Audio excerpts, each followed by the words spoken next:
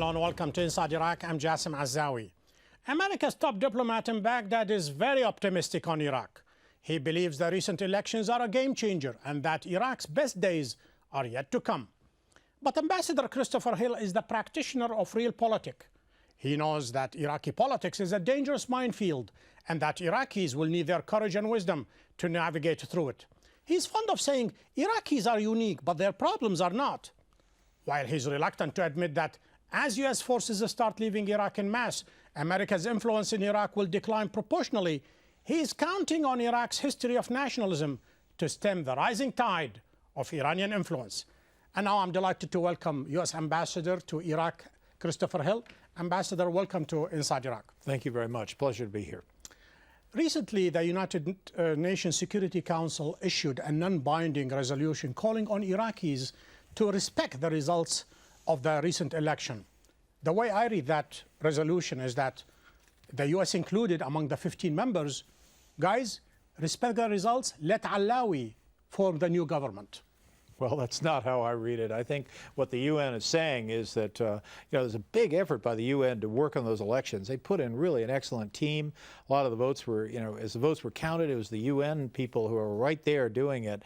So I think the UN is trying to signal to everybody is we've got a good election. We know it's a good election. It's a very credible election, and everybody ought to try to live with the results. But the results of those elections are in jeopardy. Right now, we just said that most probably Ayad Allawi will not be called upon. There is, I don't know what you call it a conspiracy, call it an allegiance of forces in order to cheat him out of his winning. So, and that is going to throw the country into a dangerous zone. So I don't understand, why would you be optimistic?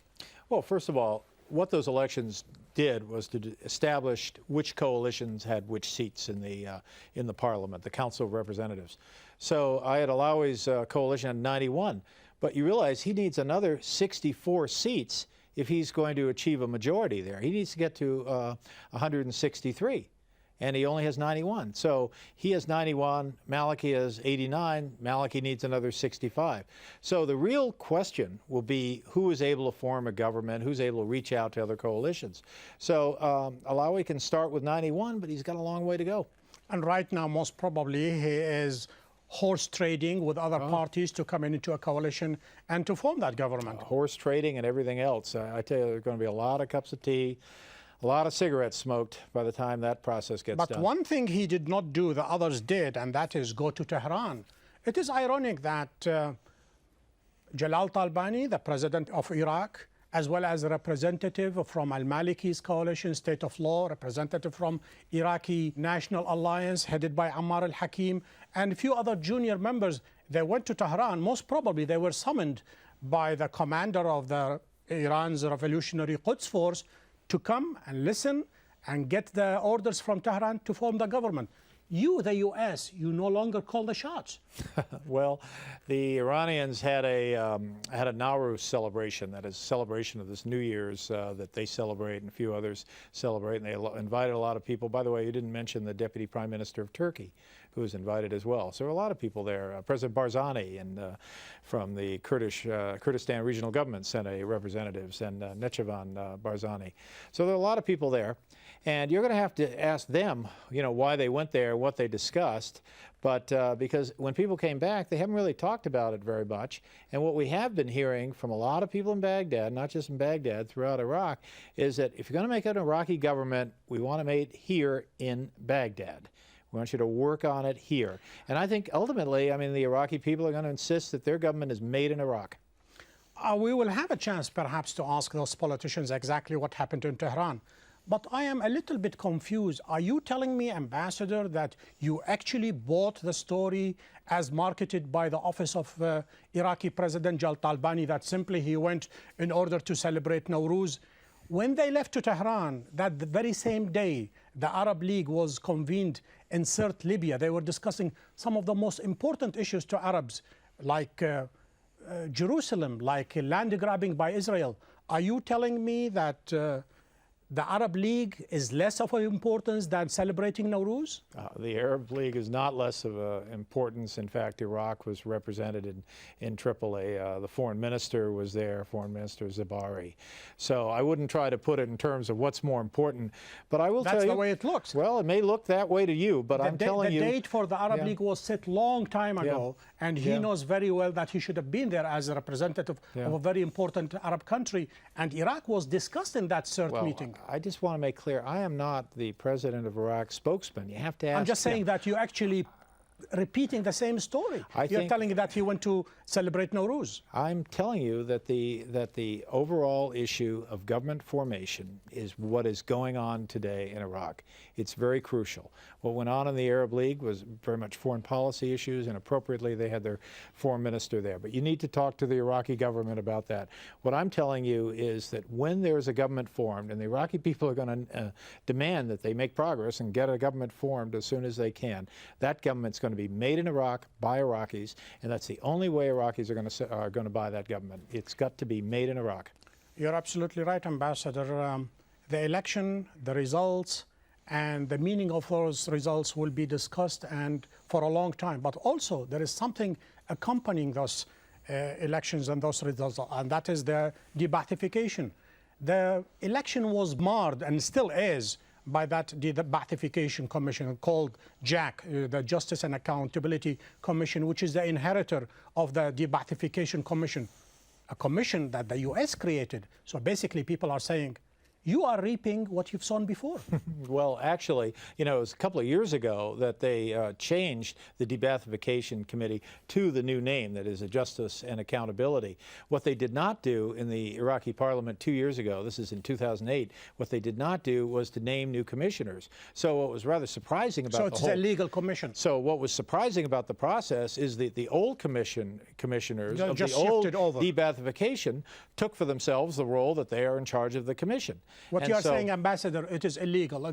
That was not properly formed. I am not. And again, yet they have this axe over the head of many people, including 11 members who won the election, and now they are going to be disbarred. Well, what happened was, and by the way, first you're asking me to be President Talabani's spokesman, then you're asking me to be the government spokesman. You're a very important and influential man in Baghdad, Ambassador. Let's not kid each other. Right, you carry a big weight. But I'm not a judge in Baghdad who can rule on the constitutionality of the question of the De-Baathification Commission. What I can tell you, though, is that it came right at a time when the campaign was already going. And so this is a very sensitive issue, a very important legal issue, as you suggest, but frankly, it's a very important emotional issue to all Iraqis, and it came right in the middle of the vote. So unfortunately, it also became a political issue. So I think probably as we go forward on this, the Iraqis are going to have to look at this thing, look at this commission, and decide what they're going to do with it. And It is only after the harm is done, the damage is done, the very wonderful atmosphere that preceded the election and even after the election was marred by this de-Baathification. And may I add that the one person who's driving this, the chairman of that JAC, is your old, what should I say, your old creator. This is Ahmed al-Chalabi, who came, who proposed this idea, who played a major role in selling the war to the Americans. And right now, he's playing this role. You know, I would love to think if there was really a sort of wonderful mood going on in Baghdad before then. I don't really recall that. I recall a very tense mood as people got ready for the elections. These have been tough elections to get through. And certainly on de-Baathification, that proved a challenge to the courts, and I think the courts met the challenge. I think they dealt with it through the parliament. And I think anytime you can test your democratic institutions— We just agreed, Ambassador, that commission was never formed, was never sanctioned by Iraqi parliament, and hence shouldn't exist. Most probably legal. I would argue— I notice also you didn't comment on Ahmed al-Chalabi. No, because you know, I'd rather not get into a discussion of an individual who I don't think is really the issue here. I think the issue here is how did Iraqi institutions handle this? And finally, was de-Baathification such an important matter in the elections? You know, so much of the international media, maybe yourself too, I don't know, so much of the international media was saying, oh, this de-Baathification, this will cause the Sunnis not to vote. Actually, the Sunnis voted in great numbers. And if you look at Ayat Alawi's coalition, coalition of 40 parties, Iraqiyya. The Sunnis were very heavy voters in this commission. So, you know, I think de-Baathification is something that needs to be dealt with by the Iraqis. They need to look at the processes, the procedures. It was dealt also by the Americans, Ambassador Hill. Let me just remind you what the top U.S. commander in Iraq, Ray Odierno, said. He said, this man, he is doing the bidding of Iran. He is actually at the beck and command of the General Soleimani of the Quds Force. You know, I think we've all discussed the issue. I think there are a lot of historical issues that don't get resolved, but my job is to look forward here and see how they're doing on government formation. Bombs started to explode again yesterday and the day before. The former Iraqi Interior Minister Falah al-Naqib is actually warning against civil war. Is he exaggerating? You know, this is not a matter of civil war. This is a matter of terrorist groups trying to disrupt the country. In this case, I guess trying to attack foreign diplomats, to try to reinforce or try to create isolation in the country. And I think the Iraqi people have proven that they are up to this kind of tactic. They proved it in August, they proved it in October, they proved it in December, and they will prove it again this April. But then again, if Al-Iraqiyya, which is representative of a great segment of Iraqi society, is not going to get its man at least given a first chance to form a government, they just might turn sour again. Well, again, you're saying what if, what if. I'm saying that Iraqiyya was a very strong finisher. I mean, they came in #1 according to the preliminary results. We'll have to see if those results are finally certified, but they will certainly get their opportunity to see if they can put together a coalition of 163 or more seats in the parliament. They will get their opportunity.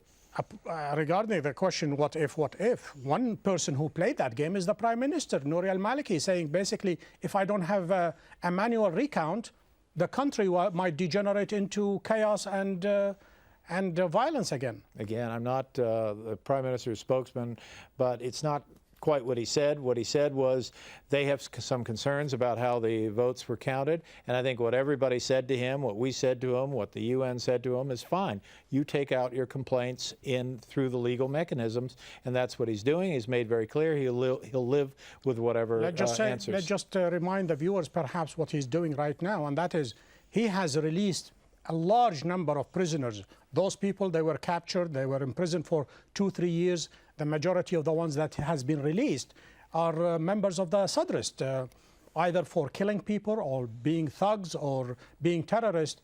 What kind of politics is this? The man, when he needs the political support of Muqtada Sadr, he sends his envoy to Tehran and says, please, you know, we are of the same sects, let's help each other. And then he starts releasing those prisoners in droves. That's the height of cynical policy. Well, again, the issue of prisoner releases is a big issue in Iraq. It comes up all over the place in Iraq. It's certainly, you know, an issue that the Iraqi judiciary takes up every day, and they do that.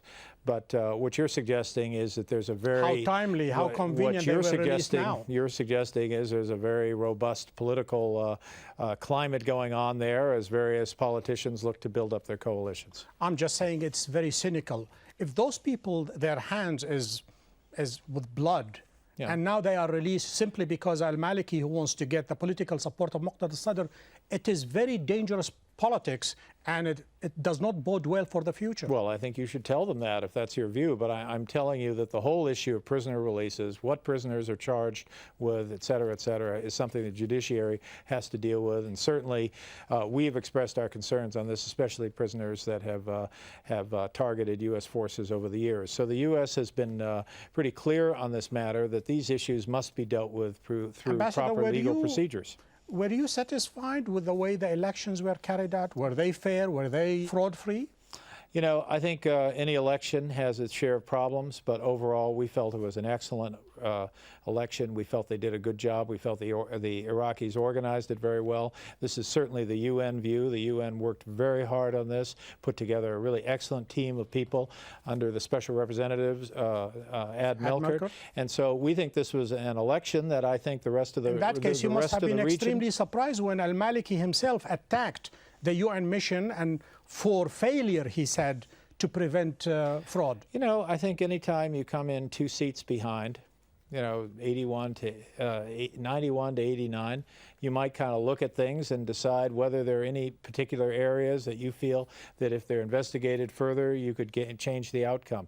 What is important is not what he says. What is important is whether he goes through the legal procedures, and he's doing that, and he said he will live with whatever results the courts come back with. Back in 2005, when people boycotted the election, we witnessed a huge wave of violence lasted 2006 and 2007. Is there any way something like that might happen now? Let me just say, whenever you look at Iraqi elections, of course you look at the previous election.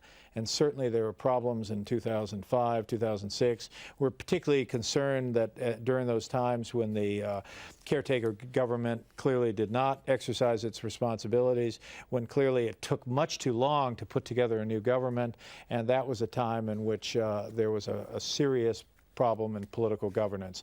This is why we have been very attentive to the fact that al-Maliki, whether he's a candidate or not a candidate, has a responsibility to maintain law and order and to maintain the position of the current government, and he is doing that. I have personally gone to each ministry, whether it's finance, oil, interior affairs, to make sure that these ministers are continuing to do their jobs, and they are. So we need to monitor this very carefully. None of what we're doing, none of what the Iraqis are doing is an easy process to do. They are coming through one of the most dramatic transitions that any country has ever done, and yet they're moving forward. And I think now and again, it would behoove people to give them a little credit, maybe, for doing the right thing. We'll see whether they will do that or not, depending on how he behaves in the next 3-4 months. But let's go back to something you've been talking about recently. You've been giving lectures as well as commenting, and many people ask you perhaps the same question again and again, going back to 2003. They say, Ambassador, why Iraq? And that has generated a tremendous anger, not only in Iraq, but also in the Arab world.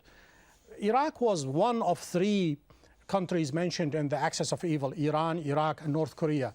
They say, why Iraq? Simply because it's the weakest link? If you, the Americans, have the guts, have the power to remove tyrants, why don't you go and attack North Korea? Why don't you go and attack Iran now? You're asking me a very broad historical question. You're asking me to go back. But then again, that's the question on the streets nowadays. Fair enough. Okay, you're asking me to go back 7 years and say, why did we do it? Why did we not? Why would we do it there and not elsewhere? Let me just tell you, my daily life in Baghdad is to deal with tough issues and try to keep the country going forward. By the way, I don't dictate anything. I talk to people. I try to give advice. Is it simply because you don't have the power nowadays? No, because your power declined with the departure of U.S. forces? By the way, we have a lot of U.S. forces in the country. We've got an enormous number of U.S. forces. But you don't give suggestions to people based on how many forces. You give the suggestion to people not on the strength of your military, but on the strength of your ideas. So what we try to do is work with them very carefully and make sure they're going in the right direction on this. There will be plenty of time. When I'm retired someday, I'll be happy to go back and look at what happened in 2003. I'm not sure there is time right now to do that. You have many years to serve, Ambassador Hill, but let's talk about something that was the genesis and perhaps the cause for this American enterprise in Iraq, and that is WMDs. 7 years after that fateful day to invade Iraq, we haven't found any WMDs, and yet that is one of the conditions for Iraq to come out of Chapter 7 of the United Nations Security Council. What is the holdup? Why can't the U.S., why can't the international community say Iraq is free of WMDs? Well, I think we're aiming to do that, and Iraq is looking to see if it can sign on to the enhanced protocol with the UN agency that deals with this, the IAEA. When you say there was no WMD, let's not forget a few things that did happen in Iraq, where Saddam Hussein used chemical warfare. He used chemicals against his own people, against Kurds up in Halabja. Yeah, that's a fact. It happened. You know, you are hard-pressed to find examples in the late 20th century where someone has actually used chemical weapons.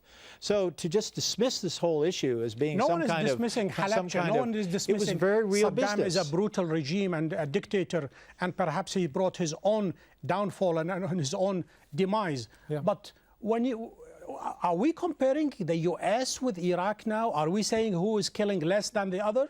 Because that is a terrible comparison. No, we're not. We're not at all. But what we're saying is that they need to get through the WMD requirements in order to get through this Chapter 7. They are doing that, and I would predict they will get through that issue. Has it been too slow? Are you asking me if it's been too slow? Yes, it's been too slow.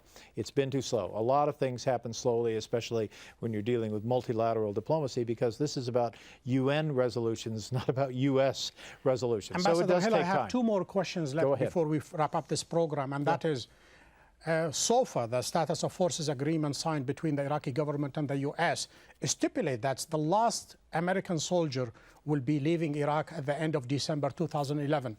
Many people, many observers, politicians, they find it difficult to believe that after spending almost $3 trillion and after so many heartache and pain, American soldiers killed, more than 1 million Iraqi killed, they simply just gonna pack and leave. They say, America has never done that in the past. They stayed in Germany, they stayed in South Korea, and they stayed in Japan. So why would they leave?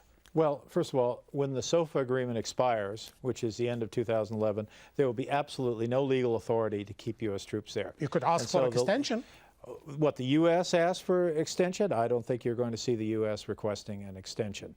So as we go down, we are working very carefully to work with Iraqi forces to make sure they are ready to assume the tasks that the U.S. military has been carrying on. There are a lot of different military tasks that the Iraqis need to take on. And these dates were not just chosen out of the air. These dates were chosen very carefully to make sure that by the time U.S. forces leave, that is, by the time the SOFA agreement expires, the Iraqi forces are able to take over those responsibilities. Ambassador Hill, many people in Iraq, as well as in the rest of the Arab and Islamic world, they are waiting for the United States to apologize for its invasion of Iraq. The U.S. has done that in the past. The U.S. government has apologized for the Native Americans.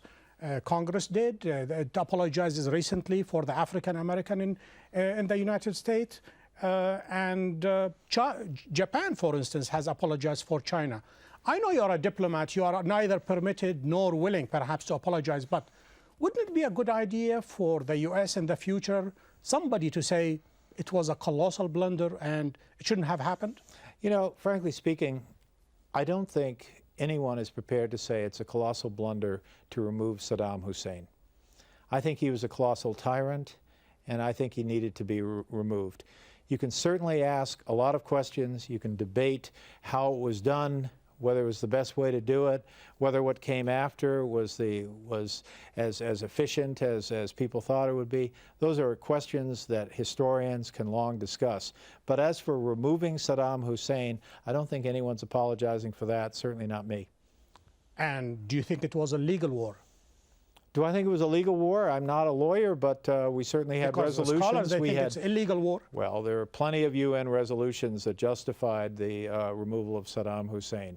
Saddam Hussein was a danger, and I think other countries in the region should try to understand that a democratic and peaceful Iraq is much more in their interests than a dictatorial and aggressive Iraq. And under Saddam Hussein, it was dictatorial and very aggressive. What the Iraqis have gone through the last 7 years, they can only look forward for a better and brighter future. But the last minute, a very sharp answer. Why are you optimistic? Because all the indicators around you tells you Iraq is in limbo. We don't know exactly what's going to happen. It could also degenerate again into chaos. I think the Iraqi people have won these freedoms with great difficulty, and I don't think they're going to give up these freedoms so easily. So my optimism is derived from the fact that I don't think anyone has any choice. There's no going back, there's only going forward. And on that basis, I'm going to be optimistic, and I'm going to try to help the Iraqis, and I hope other countries will do the same. U.S. Ambassador to Iraq, Christopher Hill, thank you for being guest on Inside Iraq. Thank you. To watch the show online, please visit our website, aljazeera.net/English. We have reached the end of this show. Join me next week when we take another look inside Iraq. Until then, this is Jasim Azzawi wishing you a great week.